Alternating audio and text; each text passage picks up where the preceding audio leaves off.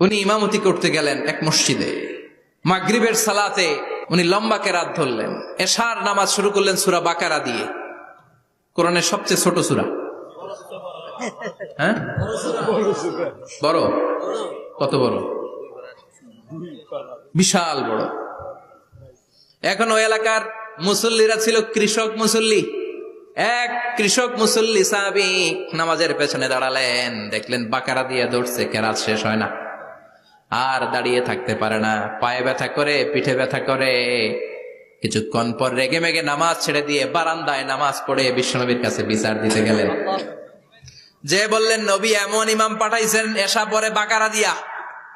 বিশ্বনবীকে সর্বনাশ, মুয়াজ তো ভেজাল লাগাই ফেলতেছে। ডেকে পাঠালেন, সহিহ বুখারীর বর্ণনা। বিশ্বনবী বললেন, Muaz, what are you doing there? কি করছো তুমি সেখানে? আফাতানুন আনতা ইয়া মুআজ? ও মুআজ, তুমি কি ফিতনা বাজাও নাকি? তুমি কি ফিতনা ছড়াচ্ছ নাকি?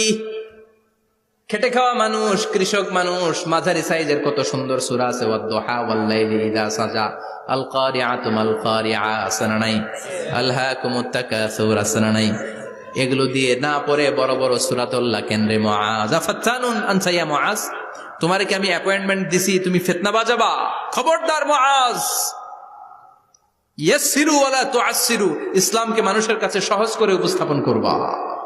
বাশশিরু ওয়ালা তুনাফফিরু, ইসলামকে এমন ভাবে উপস্থাপন করবা না যে তোমার কথা শুনে মানুষ দিন থেকে ভেগে ভেগে যায়। তাহলে এই দায়ভার ইসলামের নয়, এই দায়ভার বর্তাবে তোমার কাঁধের উপর। চিৎকার করে বলেন ঠিক কিনা? আমাদের মধ্যে অনেকে ইসলামকে অনেক কঠিন করে ফেলে, মানুষকে আশার বাণী শোনায় না। এমনি না পড়লে আপনার বাদ, আপনি বেদাত করছেন, আপনি শিরক করছেন, আপনার কিচ্ছু হবে না। যারে বলে কিচ্ছু হবে না, সে বলে আমার যেহেতু কিচ্ছু হবে না, তোর কথা শোনার আমার দরকার নাই। যে আমারে আশার বাণী শোনায় আমি তার কাছে যাই, ঠিক কিনা? এজন্য সহিহ ইসলাম আপনি প্রচার করবেন, but your approach should be very flexible. 100 বছর যেটা চালু আছে আপনি একদিনই উঠিয়ে দিতে পারবেন? It's not a logical approach. বিশ্বনবীর অ্যাপ্রোচ, বিশ্বনবীর রেশনাল ক্যাপাসিটি এমনটা ছিল না। সহজভাবে বুঝাবেন। আদ-দীনু ইউসরুন লা উসরা ফি, দিনটা হলো সহজ, দিনের মধ্যে কাঠিন্যতা নাই। সুবহানাল্লাহ, কি ক্যাপাসিটি! আমি যেমনি আপনাদেরকে নিয়ে বসে ওয়াজ করতেছি, বিশ্বনবী ওয়াজ করতেন, তবে সংক্ষিপ্ত ওয়াজ। আমরা আধা ঘন্টা করে যদি রাখতে চাই, হুজুর আরো আধা ঘন্টা করেন। তো আরো আধ ঘন্টা করে যদি শেষ করতে চাই, হুজুর আর 10 মিনিট করেন। হুজুর ওয়াজ অনেক টেস্ট লাগে, হুজুর নামাজ টেস্ট লাগে না। আচ্ছা না নাই?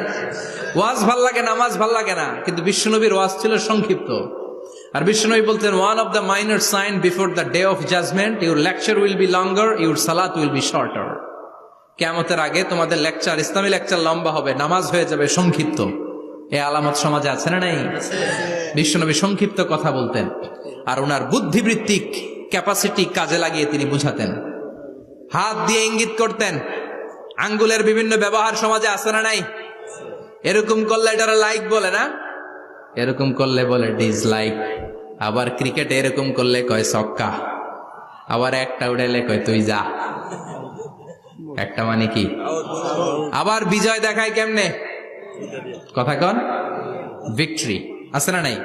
বিশ্বনবীও এটাকে মডার্ন টিচিং মেথোডোলজি বলে। আধুনিক শিক্ষা পদ্ধতিতে এখন দেখবেন যে